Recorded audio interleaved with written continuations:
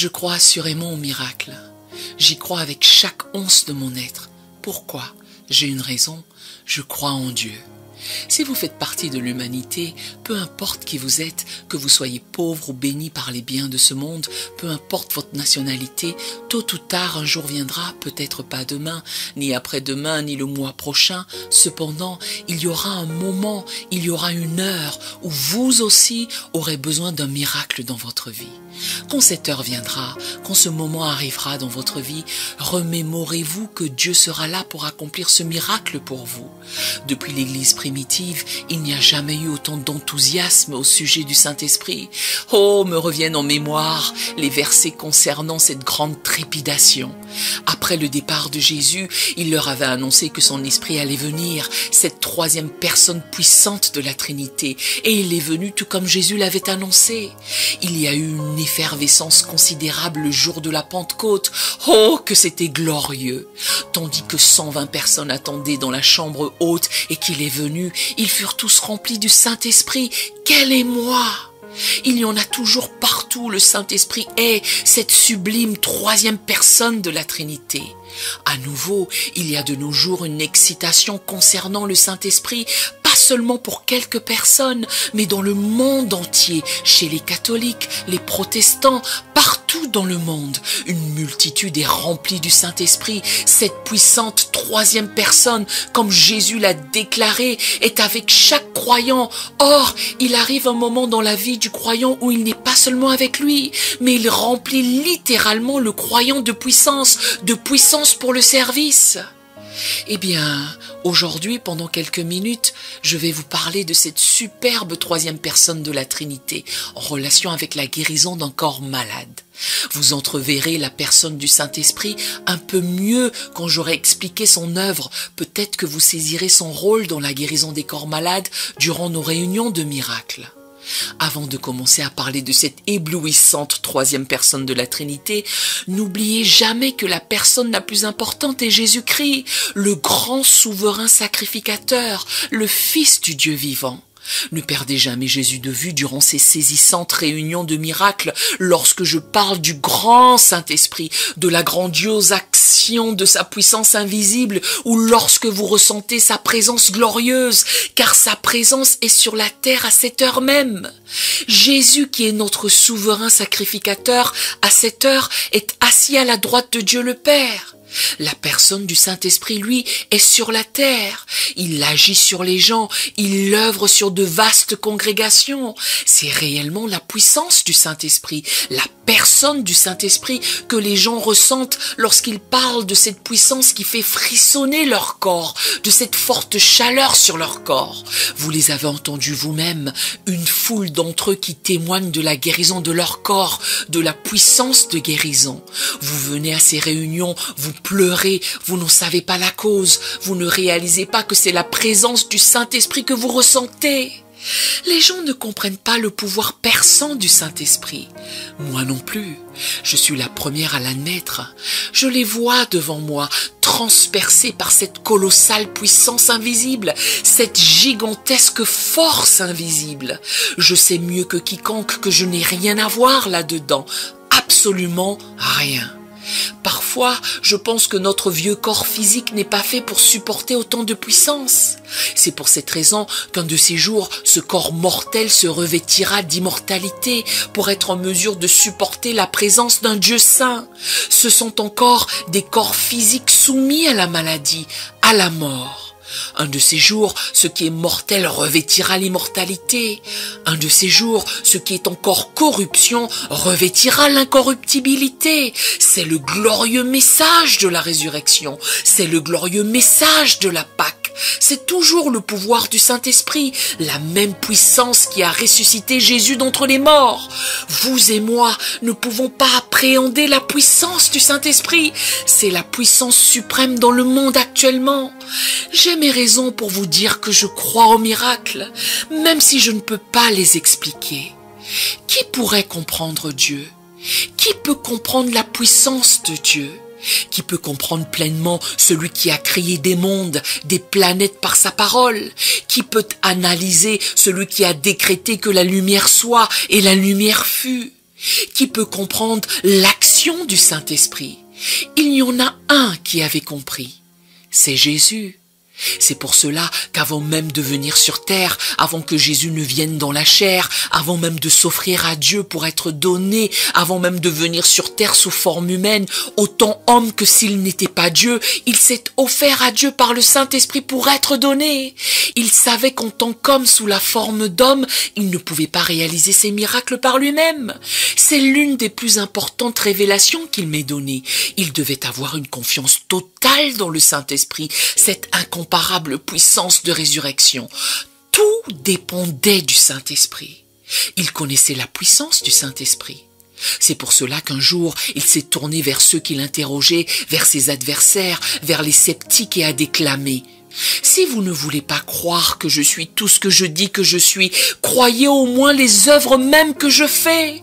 Vous voyez ces miracles, vous voyez l'extraordinaire manifestation du divin. La puissance de la personne à laquelle il se référait était celle du Saint-Esprit. Sachez que le Saint-Esprit n'est pas un nouveau venu qui vient d'entrer en scène. Les saints de l'Ancien Testament connaissaient sa puissance. D'où venait la force dans la vie de Samson, le miraculeux dans la vie de Joseph? De la puissance du Saint-Esprit. David connaissait la puissance de la glorieuse troisième personne de la Trinité. C'est pourquoi il s'est écrié: ne me retire pas ton Saint-Esprit. Tu peux prendre tout ce que j'ai, a affirmé David. Je sais où se trouve mon pouvoir. Je sais que le secret du surnaturel se trouve dans le Saint-Esprit. Ne me retire pas ton Saint-Esprit. Je fais du mieux que je peux, mais je sens que j'échoue dans ma tentative d'essayer de vous expliquer ces choses. J'ai levé les yeux plus d'une fois, j'ai plaidé: ô Père Céleste, pardonne-moi mon incapacité à mieux leur expliquer. Je veux tellement vous expliquer quelque chose. Je ne sais pas comment vous le faire assimiler.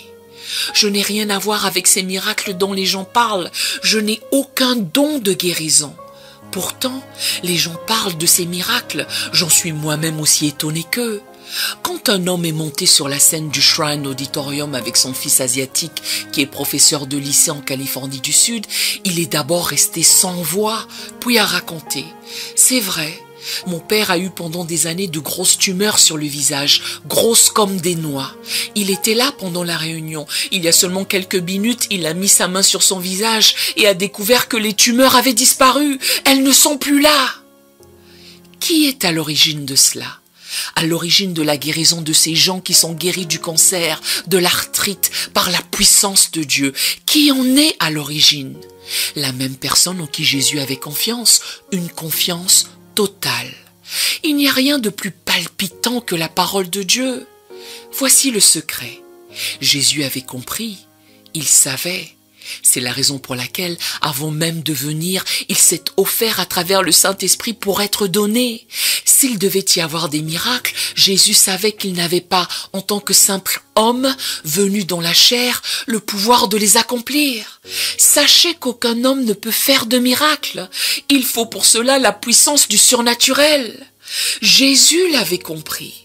Dans Actes des Apôtres 10, verset 38, il est écrit: Dieu a oint du Saint-Esprit et de force Jésus de Nazareth, qui allait de lieu en lieu faisant du bien et guérissant tous ceux qui étaient sous l'empire du diable, car Dieu était avec lui. Quel était le secret? Jésus était l'instrument, or c'était le Saint-Esprit qui guérissait à travers lui. La parole de Dieu le dit, Dieu a oint du Saint-Esprit et de force Jésus de Nazareth, et il y eut des miracles. La même chose est arrivée de nos jours. Pas étonnant qu'il y ait autant de fébrilité concernant le Saint-Esprit.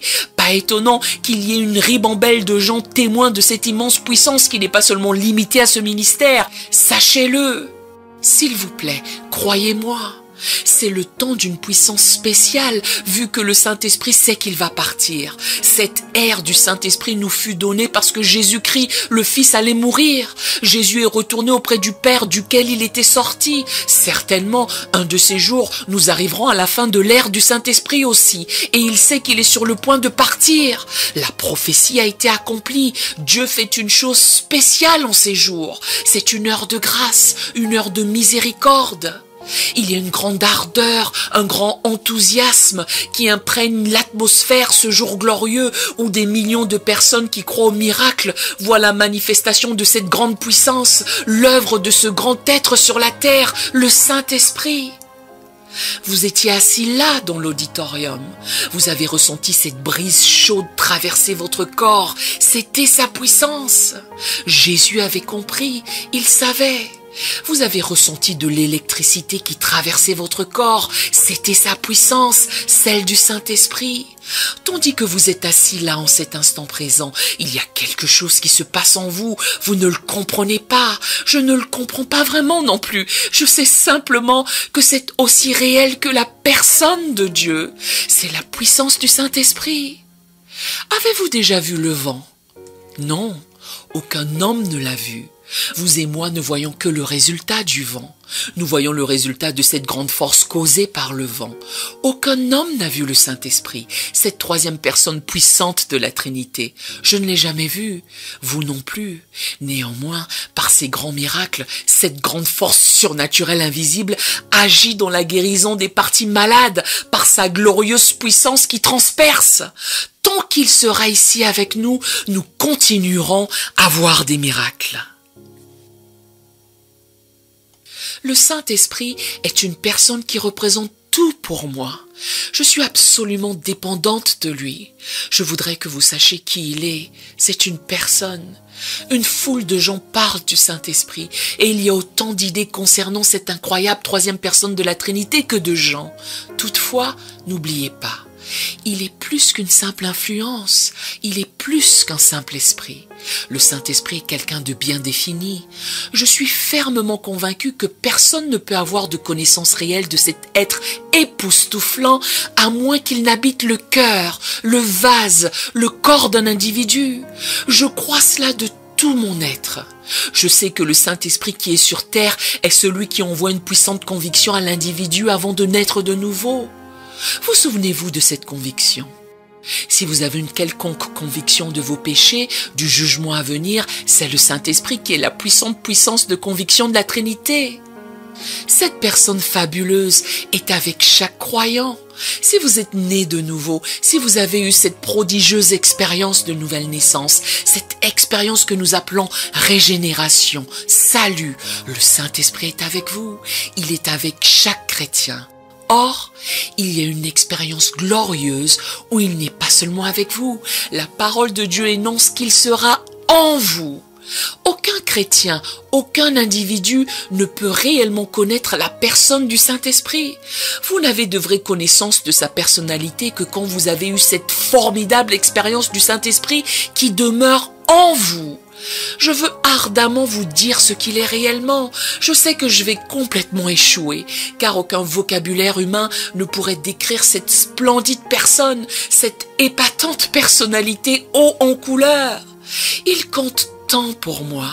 Il est le secret de la puissance dans ma vie. Il est le secret de ce ministère.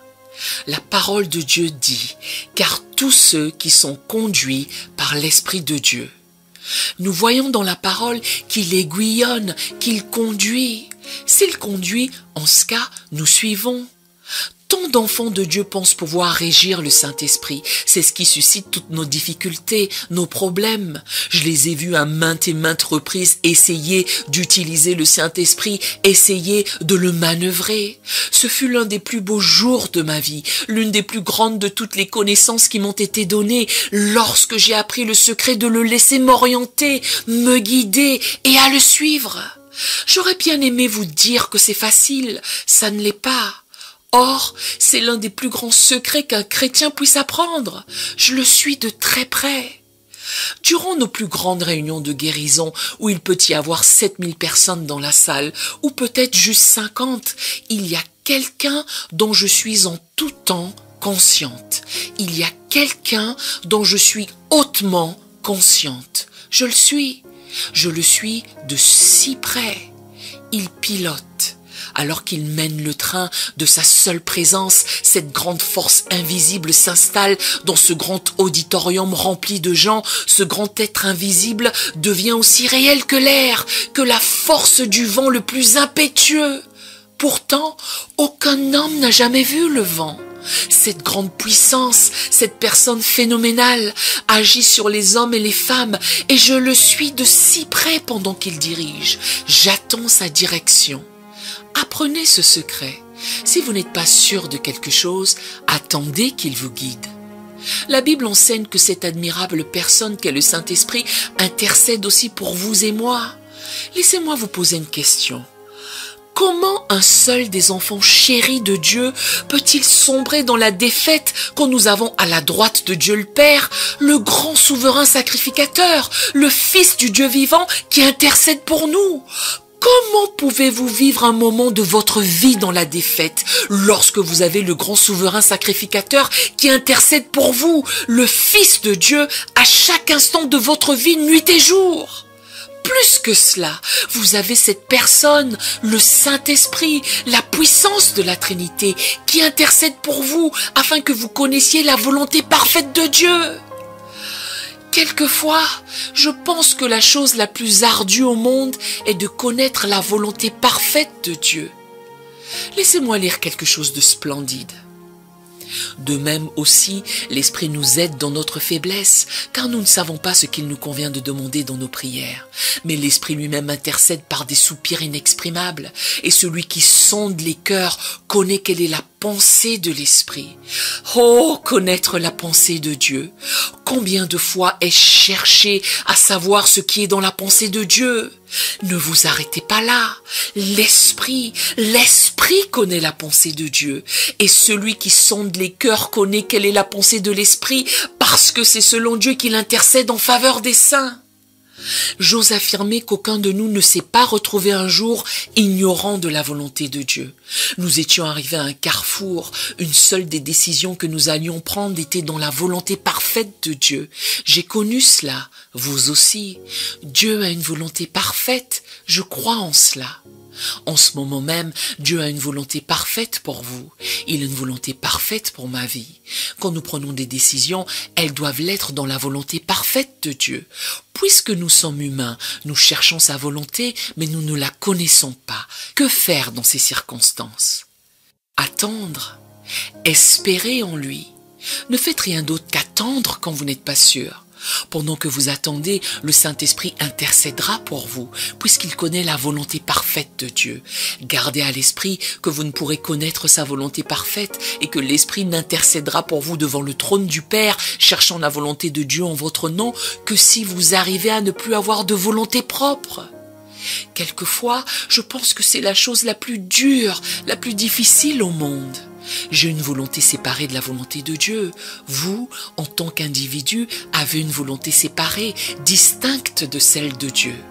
Jésus, qui s'est fait chair, avait une volonté séparée de celle de son Père. Remémorez-vous cette grande expérience dans la vie du Fils du Dieu vivant avant qu'il ne meure sur la croix et ne paie le prix de la rédemption de l'homme. Il a dû lui aussi en arriver à ce point où, levant les yeux, il a plaidé « Père !» Toutefois, que ma volonté ne se fasse pas, mais la tienne. Le Fils du Dieu vivant a dû soumettre sa volonté à celle du Père, et les deux volontés n'en ont fait qu'une. Voici ce que j'essaie de dire, et ce n'est pas facile.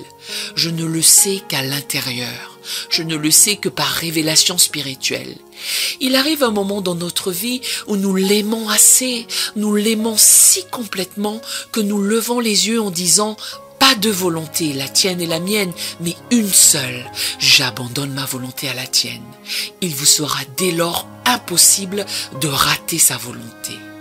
Il y a une autre chose, cette délicieuse personne, vous devez la voir.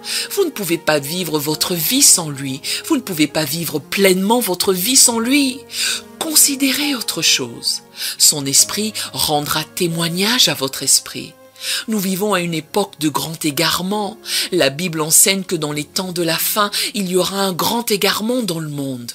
Aussi sûrement qu'il y a quelque chose d'authentique quelque part, il y a toujours également une contrefaçon.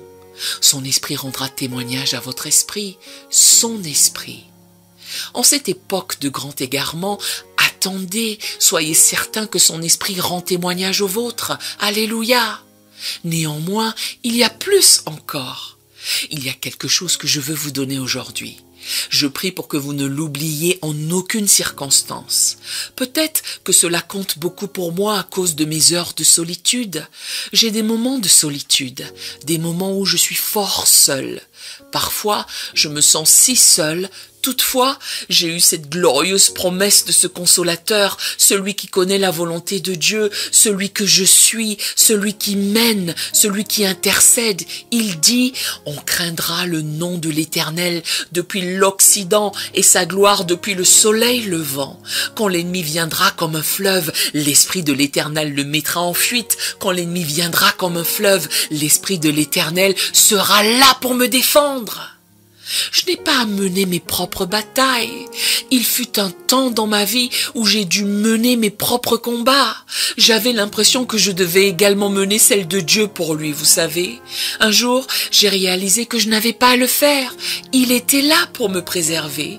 Quand l'ennemi venait comme un fleuve, je n'étais pas seule. Je pouvais relever la tête, je pouvais redresser mes épaules, je pouvais me tenir droite, faire face au monde entier, en sachant en qui j'avais placé mon assurance, ma confiance. Le Saint-Esprit était là pour me protéger. Vous ne serez jamais seul, jamais. Vous n'avez pas à lutter seul, pas une seule seconde. Le Saint-Esprit, cette personne glorieuse, sera là. La personne invisible sera là pour vous secourir et vous pourrez dépendre de lui pour la victoire.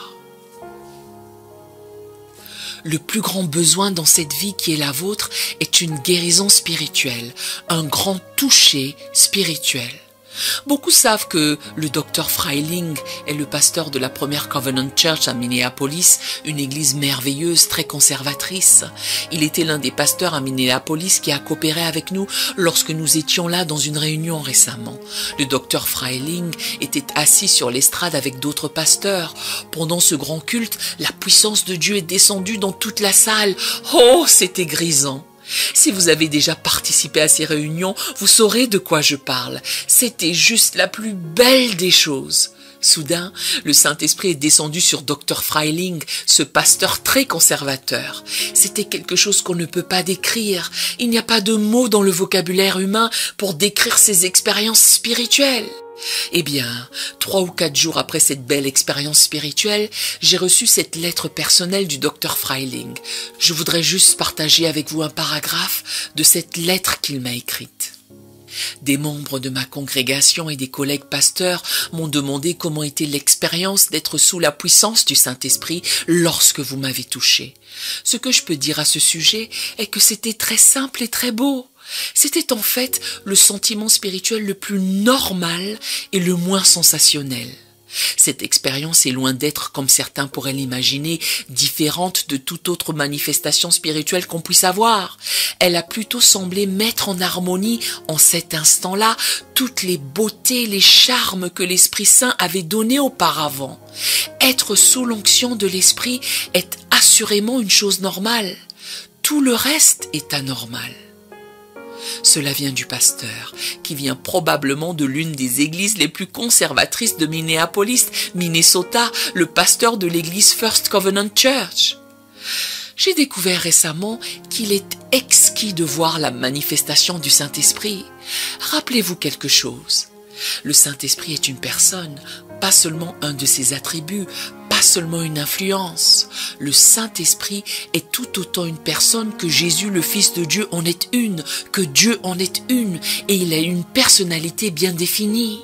Nous voyons la manifestation de la puissance du Saint-Esprit quand vous venez dans ces services de miracles.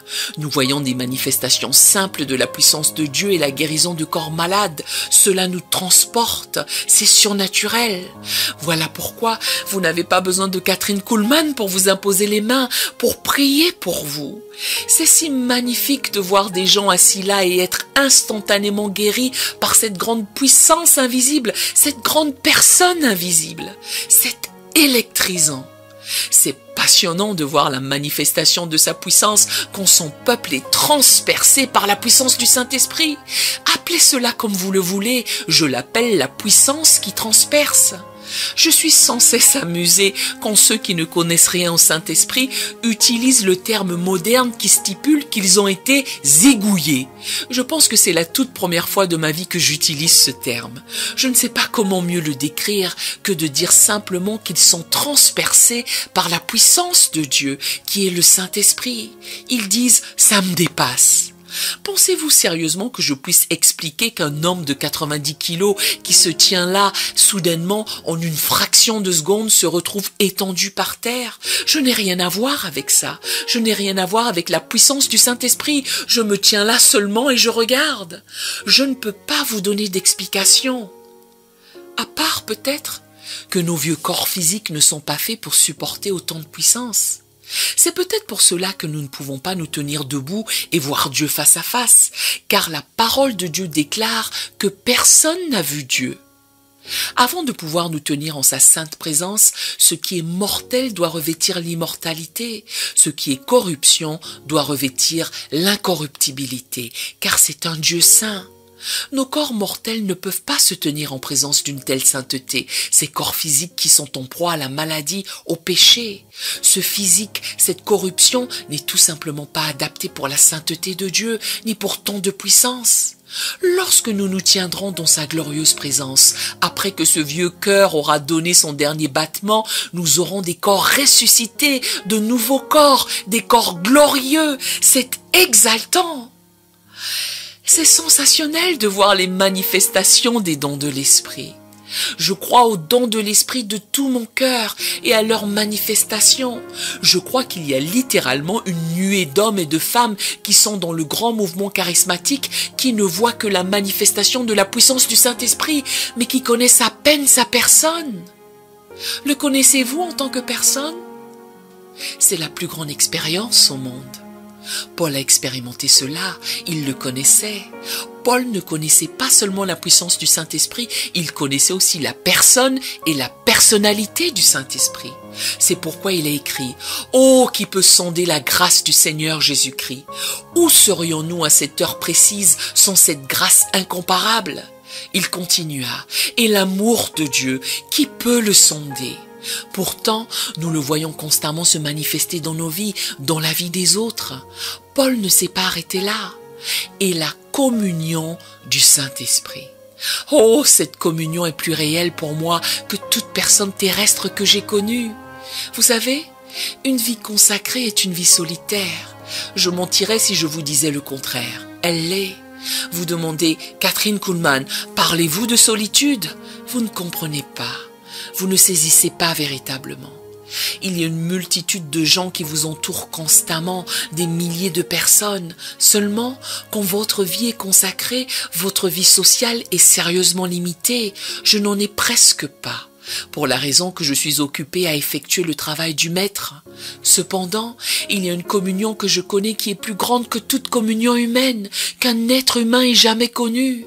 Il y a une intimité, il y a une communion avec lui. C'est la chose la plus inestimable que je possède dans ma vie. Paul la connaissait. C'est la raison pour laquelle il a parlé de cette communion et la parole de Dieu en parle de la manière suivante. Car tous ceux qui sont conduits par l'Esprit de Dieu. Un grand nombre à notre époque professent la puissance du Saint-Esprit, la plénitude du Saint-Esprit, mais ils ne savent pratiquement rien à propos de la direction de l'Esprit. Ayez en mémoire que quand vous êtes conduit, vous suivez, vous ne régentez pas. Savez-vous vraiment ce que cela signifie d'être conduit par l'Esprit, de le suivre? Il y a une intimité. Je vous dis la vérité. Vous me demandez de temps à autre, comment être dans l'Esprit, mademoiselle Kuhlman? Comment ça se passe durant votre grande réunion? Vous êtes dans l'esprit quand vous appelez quelqu'un qui se trouve dans la galerie pour une guérison, là au milieu de cette affluence de gens, et bien que vous ne puissiez même pas voir le rang supérieur du balcon, vous le ressentez, vous le savez. Le Saint-Esprit est témoin de la guérison de quelqu'un. Non, mon ami, ce n'est pas de la perception extrasensorielle. Je vous en prie, ne l'étiquetez pas de cette manière. Je n'y connais rien à cette perception extrasensorielle. Je n'ai jamais lu de livre à ce sujet. Cela dit, je connais quelque chose qui est plus grand. Je connais une personne, je connais une puissance. Je le suis à la trace, je suis dirigé par lui. Je lui suis si sensible que je suis complètement ignorante des trônes qui sont là. Je ne suis consciente que de la direction de l'esprit. La Bible dit « tous ceux qui sont conduits par l'Esprit de Dieu ». Une flopée de personnes essaient d'administrer l'esprit. C'est pour cela que vous sortez de la volonté de Dieu. C'est pour cela que vous vous lancez dans le fanatisme. C'est pour cela que vous faites des choses aussi disgracieuses et inconvenantes. C'est pour cela que vous apportez parfois un tel opprobre sur quelque chose qui est si beau, si ravissant. C'est pour cela qu'il y a de telles manifestations dans la chair au lieu de l'esprit. Le Saint-Esprit n'est pas une personne, une puissance que vous et moi pouvons utiliser. Le Saint-Esprit doit toujours utiliser le vase soumis. Je voudrais que vous voyiez quelque chose de superbe quand vous connaissez effectivement la personne du Saint-Esprit. Je crois qu'il y a un moment dans la vie de chacun de nous, peu importe qui vous êtes, peu importe la profondeur de votre spiritualité, où vous ne connaissez pas la volonté parfaite de Dieu, où vous ne savez pas comment prier. Une personne m'a raconté l'autre jour quand je suis entrée dans un magasin, elle s'est confiée à moi, elle m'a conté. Vous savez, on vient d'apprendre que ma mère a un cancer. Je ne sais pas comment prier, je ne sais pas si je dois prier pour que Dieu la prenne parce que c'est son heure ou si je dois prier pour la guérison de son corps physique. Peut-être que vous êtes arrivé au bord de votre mer Rouge et vous ne savez pas comment prier. Par moments, c'est difficile. Retenez qu'il y en a un qui connaît la volonté parfaite de Dieu, celui qui a la sagesse parfaite, celui qui a la connaissance parfaite. Quand vous ne savez plus comment prier, si vous êtes assez spirituel, quand vous arrivez à cet abandon où vous avez remis votre volonté à la volonté de Dieu, que les deux volontés sont devenues une, alors je vous dis quelque chose dont vous n'aurez peut-être pas besoin demain ou le jour d'après, mais aussi sûrement que vous faites partie de l'humanité, vous allez avoir besoin de tout ce que je vous dis à cette heure même. Quand vous parviendrez à ne plus avoir votre propre volonté, à l'avoir complètement cédé à sa volonté, que les deux volontés ne deviennent plus qu'une seule, la sienne, que vous laissiez absolument tout à la sagesse du Saint-Esprit, il intercédera pour vous. Il viendra devant le trône de Dieu, priera avec vous, par vous et en vous. Vous ne pourrez plus dès lors rater la volonté de Dieu, je vous le promets. Connaissez-vous le Saint-Esprit dans votre vie de prière? Au point de ne plus vous battre contre la volonté de Dieu, mais de vous y soumettre. Il y a plus, mon ami, quand on en vient à la puissante troisième personne de la Trinité, plus que la manifestation de sa puissance, les dons de l'Esprit, la guérison physique, il y a une communion, une intimité. Vous pouvez faire confiance à celui qui enlève la solitude de votre vie. Jésus lui faisait confiance. Il le connaissait bien mieux que je ne le connais. Je sais que si Jésus a pu lui faire confiance, je peux également le faire. Je peux lui faire confiance pour me diriger. Je peux lui faire confiance pour me guider. Je peux lui faire confiance pour me protéger. Et je peux lui faire confiance pour me couvrir de sa présence divine. Nous aimerions vous donner l'opportunité de faire de Jésus le Seigneur de votre vie. Voulez-vous bien prier avec moi? Dites Seigneur Jésus, je me repens de mes péchés. Viens dans mon cœur. Je fais de toi mon Seigneur et Sauveur. Si vous avez fait cette simple prière, nous croyons que vous êtes né de nouveau. Allez dans une bonne église qui est basée sur la Bible. Donnez à Dieu la première place. Nous espérons de tout cœur que ce message vous encouragera. Si vous connaissez quelqu'un qui puisse être encouragé, s'il vous plaît, envoyez-le lui. Édifions le corps de Christ ensemble. Nous publions un nouveau message chaque lundi et un message court chaque jeudi. Appuyez sur la cloche des notifications pour vous le rappeler. Merci infiniment de nous soutenir en vous abonnant à notre chaîne. Que Dieu vous bénisse abondamment.